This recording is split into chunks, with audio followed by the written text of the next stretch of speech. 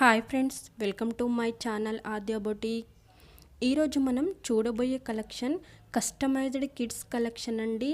Collection చూడబోయే ముందు please subscribe my channel. మొదటిసారిగా నా ఛానల్ని చూస్తున్న వాళ్ళు కూడా సబ్స్క్రైబ్ చేయండి. నేను అప్లోడ్ చేసే ప్రతి వీడియోలో ఏదైనా టిప్ కానీ చిన్న చిన్న ఐడియాస్ కానీ చెప్తాను. మీరు మిస్ కాకుండా ఉండాలి అంటే వీడియో పూర్తిగా చూడండి.